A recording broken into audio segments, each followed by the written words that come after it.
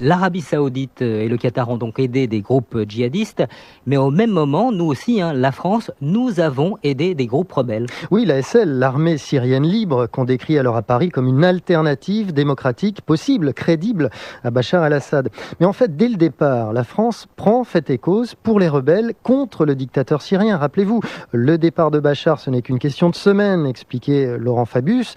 Et en août 2012, lors d'un déplacement à la frontière turque, le ministre des Affaires étrangères français prononce ces phrases désormais célèbres. Les personnes que je viens de voir, qui sont des Syriens d'un village qui a été bombardé juste de l'autre côté de la frontière, ces témoignages sont absolument bouleversants. J'ai dit à mes interlocuteurs que quand on entend ça, et je suis conscient de la force de ce que je suis en train de dire, M. Bachar el-Assad ne mériterait pas d'être sur la terre. Ne mériterait pas d'être sur la terre. Les mots sont terribles. Et ça justifie bien que l'on arme les rebelles.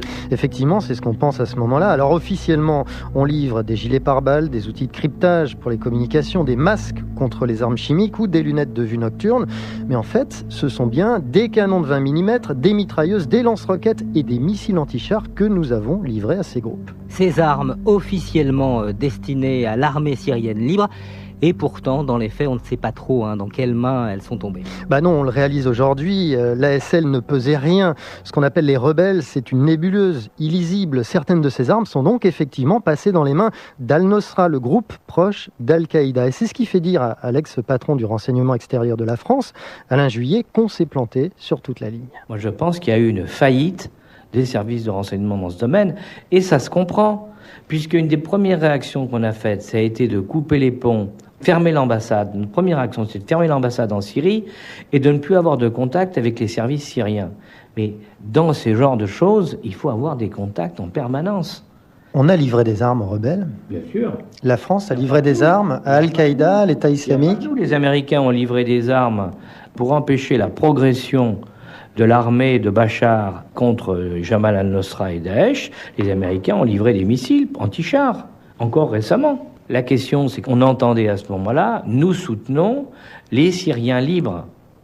Mais quand on regarde sur le terrain ce que c'est que les Syriens libres, c'est rien du tout. La France se serait donc totalement trompée dans son évaluation de la situation. On a quand même du mal à comprendre comment, au sommet de l'État français, on a été aussi mal informé. Comment on a pu croire que l'ASL pouvait peser face à ces groupes djihadistes, Jacques Menin ? Il y a plusieurs aspects dans cette question. D'abord, pour Pierre Conessa, qui lui connaît bien les rouages du Quai d'Orsay, c'est tout l'appareil diplomatique qui s'est laissé aveugler. C'est donc un système, un fonctionnement, le fonctionnement même du ministère des Affaires étrangères qui, dit-il, est à revoir. D'abord, il y a eu un axe diplomatique qui a été, dès le début, extrêmement insistant sur le thème « Notre ennemi, c'est Assad ». À partir de ce moment-là, l'analyse de la crise a été monologique. Ça allait dans le sens de ce qu'avait décidé Fabius. C'est pas en fonction de ce qui était le sens de la réalité du terrain. C'était qu'est-ce que dit notre chef et on va effectivement conforter ce que dit notre chef. C'est-à-dire, c'est Assad, il faut se battre contre Assad et donc pour ne pas subventionner les groupes islamistes, c'était on va subventionner l'ASL. Mais c'est vrai que c'est une faillite terrible. Et cette faillite, elle a peut-être aussi d'autres explications. Oui, économique par exemple. Là aussi, l'Arabie Saoudite et le Qatar, ce sont des partenaires économiques de la France. Et face à eux, la Syrie ne pèse pas lourd. Alain Chouet, l'ancien patron du renseignement de la DGSE, qui s'est rendu plusieurs fois en Syrie, se souvient de ce qu'on lui répondait au début de la crise lorsqu'il alertait les autorités françaises sur la réalité de la situation sur le terrain. La réaction que j'avais en général, en rentrant de Syrie, où je venais un peu raconter ce que j'avais vu, ce que j'avais entendu, les messages qu'on avait essayé de me faire passer, la réaction, une fois, la plus caricaturale, a été « Écoute, tu vas pas nous embêter avec la Syrie, c'est même pas le PNB de la Slovénie, alors on a mieux à faire avec nos amis qataris et saoudiens. » Bon, sans commentaire. Et en plus, Jacques Menin, ce n'est pas la première fois que l'on se trompe. Non, rappelez-vous, au moment de l'intervention en Libye, on a commis le même type d'erreur de jugement. Écoutez ce que raconte à ce sujet Patrick Mzadeh, qui est un ancien diplomate à Tripoli, qui a rencontré Benoît Colomba. À l'époque, Paris s'engage contre Kadhafi, on s'en souvient, mais c'est le Qatar qui tire les ficelles en s'appuyant sur sa chaîne de télévision Al Jazeera. Dès le départ, l'objectif, c'était effectivement de faire sauter Kadhafi. Al Jazeera avait dès le départ mis en place une cellule de désinformation, ou en tout cas pour relayer les paroles de Libyens qui étaient en fait dans les studios d'Al Jazeera à Doha, et qui ont évoqué notamment l'histoire des bombardements, qui a été centrale, parce que l'histoire des bombardements, c'est ce qui a été repris par Nicolas Sarkozy le 21 février, 4 jours après le début de l'insurrection, à Bruxelles, pour déclarer la logique de guerre contre Kadhafi. Bon, les bombardements, il n'y en a jamais eu. Des bombardements de populations civiles imputées aux kadhafistes. Donc ça, c'est le premier volet de l'intervention qatari, c'est l'intervention médiatique. La deuxième intervention, c'est le soutien à une certaine frange de l'insurrection. Un certain courant islamiste, qui ne sont pas tous maintenant des gens qui se reconnaissent dans l'État islamique, mais qui sont des gens qui ont été soutenus par le Qatar. Des livraisons d'armes françaises, d'ailleurs, via le Qatar, ça s'est fait. Est-ce que la France savait, selon vous, le jeu que jouait le Qatar ? Bien sûr, on a des hommes sur le terrain, on savait très bien. Il fallait que ça aille vite et l'objectif militaire premier, c'était la chute de Kadhafi. Donc à ce moment-là, personne ne voulait voir ce qui commençait à se dessiner en Libye. Voilà pour la Libye donc. Retour maintenant en Syrie. On a un groupe, l'État islamique, qui monte en puissance grâce à l'argent des Qataris et des Saoudiens. Mais cette aide va peu à peu s'interrompre. Oui, parce que le groupe État islamique devient de plus en plus dangereux. Il va s'approcher des frontières saoudiennes. Il devient si incontrôlable que ses alliés vont finir par couper effectivement les ponts avec lui. Et selon Alain Chouet, l'ex-patron du renseignement de la DGSE, à la mi-2013, les Saoudiens prennent en fait conscience que ces rebelles, les rebelles qu'ils ont aidés, peuvent se retourner contre eux. À l'été 2013, le cabinet royal saoudien a coupé les vivres complètement aux frères d'Égypte, mais aussi aux mouvements violents qui agissaient aussi bien dans le nord de l'Irak qu'en Syrie. C'est là qu'apparaît d'ailleurs l'État islamique, parce que jusque-là, il n'existe pas l'État islamique. Il y a un État islamique en Irak, mais il n'y a pas d'État islamique en Irak et au Levant. C'est important de le comprendre, parce qu'à partir du moment où l'Arabie et le Qatar coupent les vivres au mouvement, il est obligé de sortir du bois. Et on le voit sortir du bois. Sa première action, ça a été d'aller piller la banque centrale de Mossoul. Ils ont raflé 500 millions de dollars en billets et en lingots d'or avec lesquels ils se sont payés des chefs de tribus du nord de l'Irak. Qui paye commande? N'étant plus payé par l'Arabie saoudite, l'État islamique échappe à son créateur et reprend la stratégie classique des frères musulmans qui est de condamner la famille saoud. Le monstre a échappé à ses créateurs. L'Arabie saoudite prend donc conscience qu'elle a enfanté un monstre. Et cette analyse, Jacques Monin, ce n'est pas simplement celle d'anciens patrons du renseignement français. Non, à ce moment-là, même les plus hauts dignitaires du pays d'Arabie saoudite reconnaissent qu'ils ont commis des erreurs. Prenez par exemple le prince et homme d'affaires saoudien Walid bin Talal. C'est l'un des plus grands investisseurs saoudiens en France. C'est la 20e fortune du monde. Il possède entre autres le George V à Paris et plusieurs hôtels de Disneyland. Eh bien écoutez ce qu'il répond en octobre 2014 à une journaliste de CNN lorsqu'elle l'interroge sur le sujet. Et qu'en est-il du financement du terrorisme par des grandes fortunes saoudiennes? Est-ce qu'il est autorisé? Est-ce qu'on réprime le financement des groupes terroristes, quels qu'ils soient? Très honnêtement, je dois vous dire que oui, on avait une faiblesse de ce côté-là. Malheureusement, quelques éléments extrémistes en Arabie Saoudite ont financé des éléments extrémistes en Syrie, mais l'Arabie Saoudite a pris des mesures très sévères pour y mettre fin. Et maintenant, tout ça, c'est terminé. C'est terminé, explique ce prince saoudien. Les choses sont peut-être un peu plus complexes. Bah oui, parce que comme souvent, il y a ce que l'on dit et ce que l'on fait, ou plutôt en l'occurrence, ce que l'on ne fait pas. Parce que si les Saoudiens ne font plus rien pour aider le groupe État islamique, ils ne font plus rien non plus pour lutter contre lui. Et c'est ce que remarque l'ancien haut fonctionnaire du Quai d'Orsay, Pierre Conessa. L'Arabie Saoudite ne combat pas Daesh. En fait, ce sont des pays de l'OTAN qui combattent Daesh. Il y a 12 pays de l'OTAN, y compris l'Australie, plus 5 pays arabes, en fait, surtout la Jordanie, plus quelques pays du Golfe. Mais en fait, quand on regarde la composition des forces aériennes, on s'aperçoit que l'Arabie Saoudite met autant d'avions que la Hollande et le Danemark additionnés. Mais par contre, elle met 5 fois plus d'avions pour se battre au Yémen contre les Houthis, c'est-à-dire contre les chiites. Donc l'Arabie Saoudite fait la même politique que Daesh, c'est-à-dire la persécution des chiites, mais il n'y a aucune raison de se battre entre eux. La société saoudienne ne comprendrait pas pourquoi on va essayer de faire disparaître une société qui leur ressemble tant. C'est la même qui décapite, qui crucifie, qui coupe les mains des voleurs, qui opprime les femmes et qui interdit les autres religions. L'Arabie Saoudite ne fait donc rien pour intervenir véritablement. Et en coulisses, son rôle pourrait être encore plus trouble, Jacques Monin.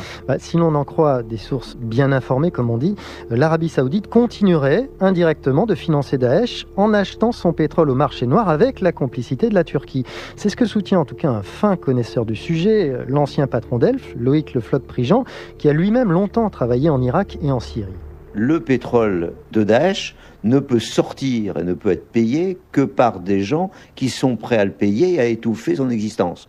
C'est forcément un mélange de Turcs et de Saoudiens. Il n'y a pas d'autre solution. C'est-à-dire que c'est les deux pays qui sont en liaison et qui ont la possibilité de le faire. Qu'est-ce qu'ils en font, les Saoudiens, de ce pétrole? Ils le blanchissent? Ils l'utilisent, forcément. Ils ne peuvent pas le blanchir. Je vous rappelle qu'un pétrole a un ADN, et par conséquent, on sait d'où il vient si jamais il est sur le marché. C'est-à-dire que si jamais ils exportaient ce pétrole, ce serait su.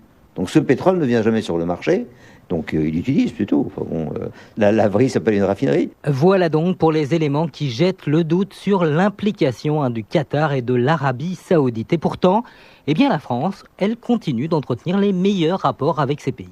Rappelez-vous, François Hollande s'est rendu dans le Golfe, c'était en mai dernier. Il signe avec le Qatar un contrat qui porte sur la vente de 24 Rafales. Et puis il y a un mois à peine, en octobre dernier, Manuel Valls, lui, se rend à son tour à Riyad pour signer des promesses de contrat. Et voilà d'ailleurs ce qu'il lance devant un parterre de dignitaires saoudiens. Avec l'Arabie Saoudite, nous avançons en confiance. Nous approfondissons une relation économique que nous tournons résolument vers l'avenir. Venez investir dans notre pays, au cœur de l'Europe. C'est le moment plus que jamais. À ce stade de votre enquête, Jacques Monin, ce que l'on peut retenir, c'est qu'en Syrie, de très nombreux pays ont joué avec le feu. Oui, les États-Unis qui ont déstabilisé l'Irak, les pays du Golfe qui ont financé des mouvements djihadistes, la France qui a joué les rebelles contre le pouvoir syrien sans voir qui elle avait véritablement en face d'elle, et la Turquie donc qui laisse prospérer les trafics sur son territoire. Bref, pour Hosham Daoud, qui est anthropologue au CNRS, les responsabilités sont multiples. Tout le monde a joué avec Daesh. Tout le monde, il voulait jouer à travers Daesh pour s'imposer. En fait, on a créé Frankenstein. Aujourd'hui, tout le monde essaie de trouver est-ce qu'il y a un moyen pour l'arrêter. Oui, il y a des moyens. On peut avoir des forces de coordination pour venir au bout de Daesh s'il y a une volonté politique. Une réponse politique sans doute, mais en attendant, c'est une réponse militaire qui est apportée. Oui, alors c'est d'abord un signe adressé à l'opinion française, c'est un signe de fermeté et de détermination, mais sur le terrain, l'efficacité des frappes est limitée et rien ne dit d'ailleurs qu'elles n'auront pas des effets pervers.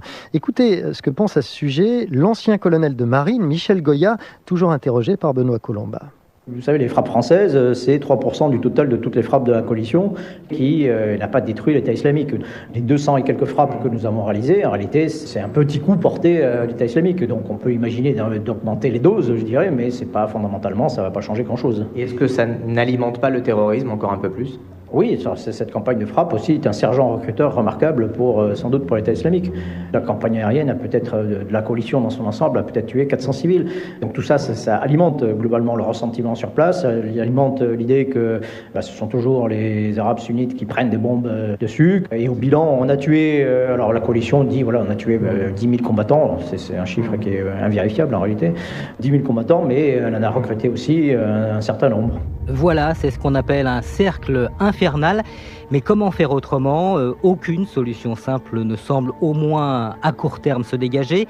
Reste l'autre question qu'il est peut-être aussi temps de poser, c'est celle de nos alliances, avec Jacques Monin, notamment le Qatar et l'Arabie Saoudite. Oui, peut-on adopter une posture morale lorsqu'il s'agit de Damas et fermer les yeux sur ce que font Doha et Riyad ? Comment peut-on être crédible si l'on fait du commerce avec des pays qui soutiennent un terrorisme que l'on dénonce par ailleurs ? Là-dessus, l'ancien spécialiste du renseignement Alain Chouet est catégorique. On ne pourra pas continuer éternellement dans une politique schizophrène qui consiste à vouloir imposer la démocratie dans certains pays en maintenant une alliance entre nos démocraties et la démocratie américaine qui est la plus grande du monde et les États théocratiques les plus réactionnaires de la région. On a fermé les yeux sur l'idéologie prônée par ces pays parce qu'on ne la voyait pas, parce qu'on n'en voyait pas les effets. On n'en mesurait pas les effets parce que rien ne se passait chez nous, ou s'il se passait des choses, on ne les voyait pas. Maintenant, on les voit. Oui, alors question, la France va-t-elle évoluer de ce côté-là? Rien n'est moins sûr. Pour l'instant, Matignon affiche un embarras prudent et préfère insister sur l'évolution de ses alliés plutôt que sur ses turpitudes. Merci Jacques Monin pour cette enquête réalisée en collaboration avec Benoît Colomba. Enquête à retrouver sur notre site internet franceinter.fr et sur la page Facebook de Secret d'Info.